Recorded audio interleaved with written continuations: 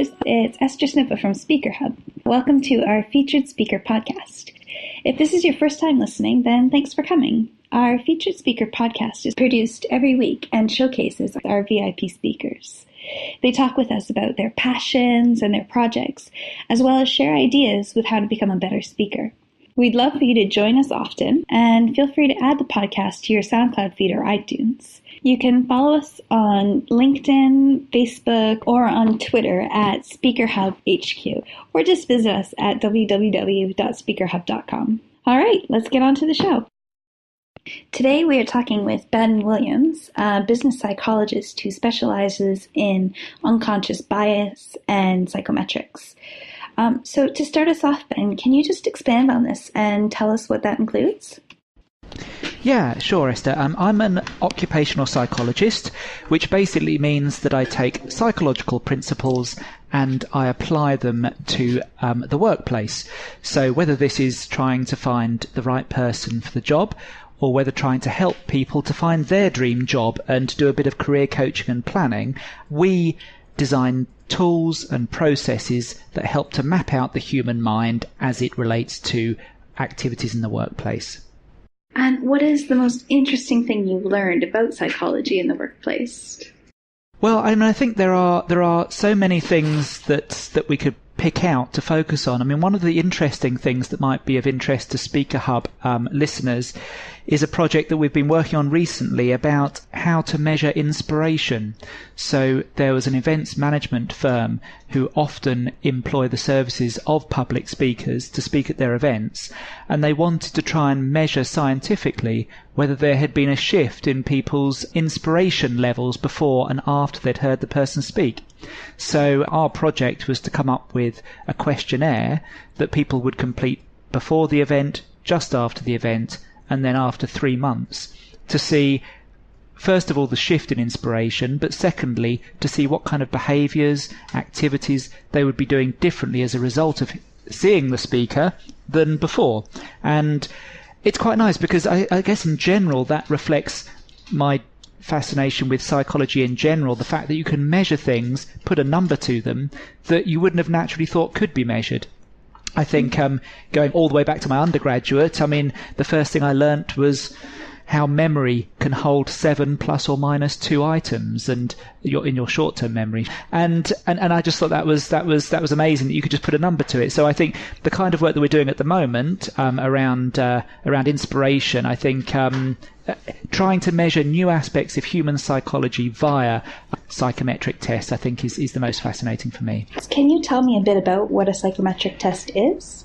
Yeah, so in a nutshell, psychometric refers to the measurement of the mind, and your traditional psychometric test could cover anything or any aspect of the human psyche. So it could be your personality, so the way in which you prefer to think, feel and behave at work. It could cover your motivation, so what gets you out of bed in the morning, what leaves you going out of the office on a Friday punching the air with joy, or conversely with slumped shoulders and a sad look on your face. Also, it will cover things like aptitudes, so your ability to reason with words, with numbers, with concepts. So psychometric is any test that seeks to measure that, but then we often take it a step further and seek to prove things like validity. So if someone takes a test today, will their profile still hold true in a year's time? Will it actually have measurable outcomes for the business on how it's performing? So yes, it's the measurement of the mind. And then how do you go about creating these tests? How do you formulate the questions? Like, what does your decision process look like? I think it's important, first of all, to establish what it is you wish to measure. And that's often where clients will come to us saying that, we want to find people who are right for the job, and we'll need to perhaps take the discussion back a little bit and say, well, how clear are you on what success looks like, and what qualities lead to that? So the first step is to establish what psychological aspect you wish to measure that's going to have the biggest outcome on job performance. Once we have that clearly defined, and let's say it was a set of personality characteristics, we'd then seek to write some questions. So these could be simple statements. They could be even images. They could be video extracts even. But we would seek to come up with a bank of questions which we would then trial. So we'd start to analyse people's responses to those questions statistically to weed out those that are performing well and those that are performing less well. And eventually, after rounds of trialling and honing, we would end up with a questionnaire that we were confident predicts performance, but also is non-discriminatory and is easy and ideally enjoyable for the participant to complete. That's a trend that I've noticed in assessment over the past few years at least, is that companies are far more mindful of trying to make the assessment engaging or informative. And we've worked on these tools called situational judgment tests, where you give someone a little vignette, a day in the life of the role, and then pose some dilemmas for them to answer. How would you respond in this situation? So that it's not just a chance for the organisation to assess the candidate, but also the candidate to assess the job and say, would I enjoy it there? Especially for roles that could have unexpected elements. So we've been working quite a bit with social work organisations and teacher training organisations, where people might like the idea in principle, but when they uncover some of the realities, they might say, well, that's not for me, or that is for me. So it can help them to make an informed choice about their application as well. And so it becomes a two-way street instead of it just being the company testing out the potential employee. Right. All right, very interesting. Right. Thank you for sharing that with me. Okay. Can you tell me a little bit about why you got involved with psychology in the first place? Well, if I'm telling you the truth, psychology goes all the way back to my A-levels. So when I was about 16, I wanted to study English, I wanted to study history, and I was advised to choose an easy third subject because they said those two subjects are pretty tough. So I thought, well, psychology seems like a nice subject, a relaxing one that's not going to be too mentally taxing. But when I started it, it very quickly overtook the other two in terms of my level of interest, because it tended to combine the hard-nosed aspects of the science subjects. So everything within psychology is rigorously tested and seeks to be proven, with some of the more creative aspects that the social scientists or the social sciences offered. So thinking of how we can apply the results to real life social challenges or people challenges. So I guess I liked its breadth. I liked the fact that there were definitive answers, and I think everyone is an amateur psychologist, but I just saw this as a chance to professionalize that and to pursue that as my career. So so I did that as my A-level, and then chose it for my degree subject. I read experimental psychology at Oxford, where I guess the emphasis was very much upon the science aspects of psychology. So it was a lot of doing neurological studies. There was one particular study where our team needed to train some rats to run round a maze to reach some food at the end. Now, I knew what was coming at the end of this module, so I didn't choose this module, but my poor colleagues named their rats, nurtured them, trained them to run mazes for about 2 months, and then unfortunately had to kill them and dissect their brains to see the neural pathways that had formed after their adventuring ways were over. So experimental psychology was interesting, but I thought what I really then wanted to do was to try and have a practical impact on the world as soon as possible. So that informed my choice into business psychology, because I saw that as the fastest route to having real, applied, tangible outcomes. And what inspires you today about business psychology? I'd say that my main inspiration comes down to coming up with ever more effective and energizing assessment methods. I mean, I think the movement to make assessments more engaging is something that really resonates with me. And doing things that are perhaps slightly different. I mean, we worked with a bank recently to develop some role play exercises where rather than just inviting people in cold and asking them to act out a scenario in order to assess them, we sent them a model of coaching in advance for them to learn and that they could then practice when they came in face to face. And the nice thing about that was that not only did it allow us to assess their ability to coach and to learn, but even for those people that weren't successful, they walked away with a new life skill that they could add to their CV and make them even more employable elsewhere. So it was really good for the brand of the bank as well. So I guess what inspires me is being given free rein to think creatively about how the assessments can become more effective and more engaging. What do you aim to teach attendees when you give a talk? Yeah, so I guess it depends upon the audience. So to give you a selection of the audiences that I've spoken to, at the most complex end, I've recently presented at the Association of Business Psychologists, and that was on the topic of unconscious bias in selection processes. Now, with this audience, you're dealing with a highly educated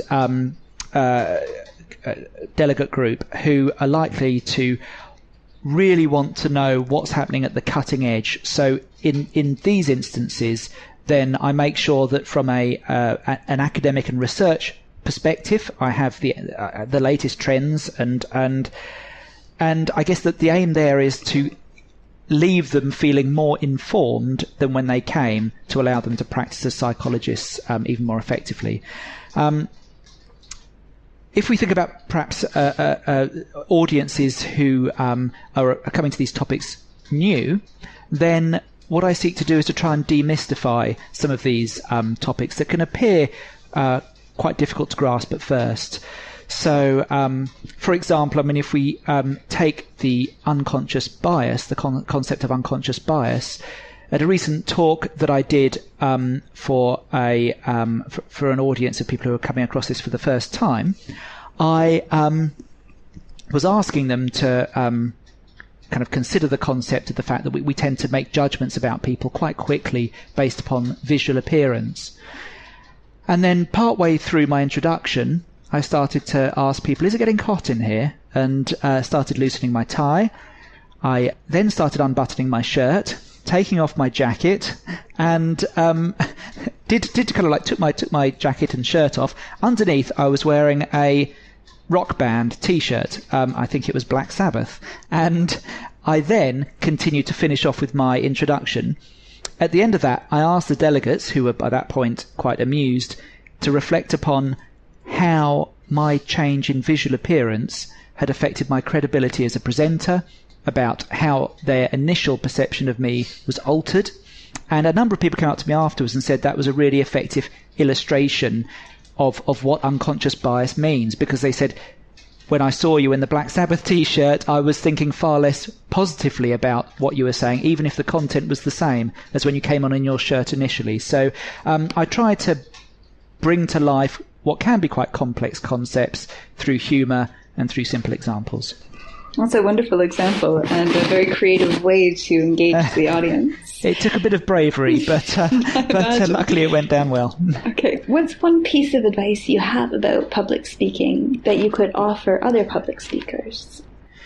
I mean, I don't know if this is particularly earth-shattering advice, but I guess my approach to public speaking is to get the content buttoned down first. So I would go through producing a set of slides. I went in to speak at Cass Business School this week, and at the end of Friday last week, I had a really good set of content slides about what is the future of assessment in the UK.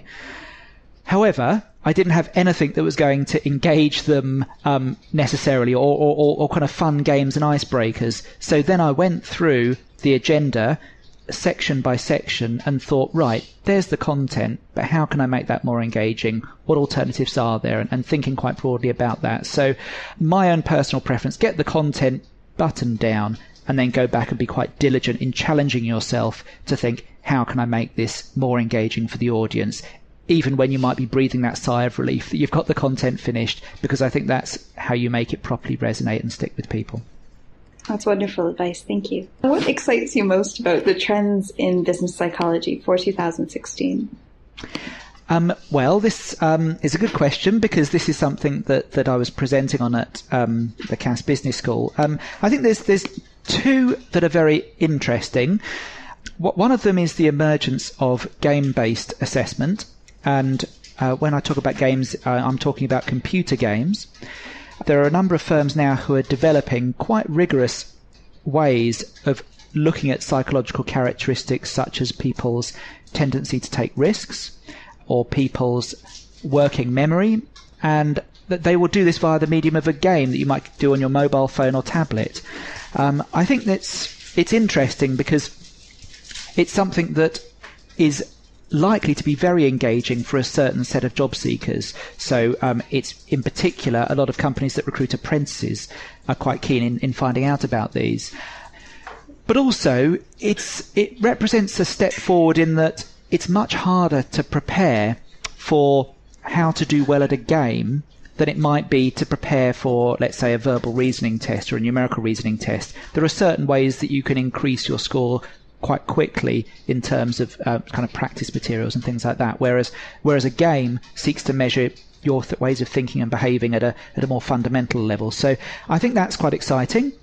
If we're talking 2016 and beyond, the use of biometric monitoring, so taking into account how people are responding physiologically at the same time as observing their behaviour and personality preferences, I think is an interesting trend, also potentially quite a worrying one. I know that there are a couple of organisations at the moment, one firm that works in the financial services sector that actually wires its job applicants up to a physiological monitoring machine and watches how they react when exposed to stressful situations, for example, in a trading simulation. So their galvanic skin response, their heart rate, things like that. So I guess that's another way that organisations might be seeking to cut through applicants' ability to fake their answers or fake their responses and to find out on a neurological basis what's really going on. But I think there's a big challenge there in trying to get candidates to accept that, and also branding for the organisation. If this is what it's like when I'm being recruited for this company, what's it going to be like when I work there? So it could be quite scary. So Ben, what are your aspirations as a speaker for the next year? Well, I see speaking as firstly a very enjoyable activity, something that gives me a lot of pleasure, but I think also it's a very important commercial activity because it allows me a platform from which I can build my credibility as an occupational psychologist, but also build the credibility of my firm. So over the course of the next year that I'm down to speak at a couple of industry conferences, but also I think I would like to be able to speak at some more niche events. So, for example, we've done a lot of work recently in the social work arena.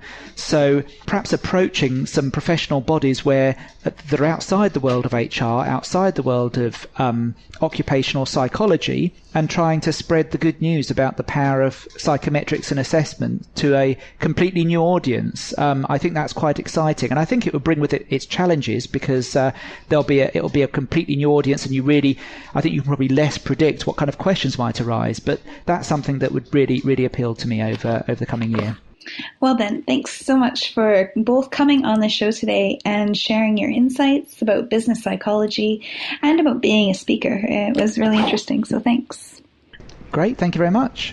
If you'd like to read the transcript of this podcast or find out more about Ben Williams as a speaker, please visit us at www.speakerhub.com. This has been Esther Snippa, and thanks for listening.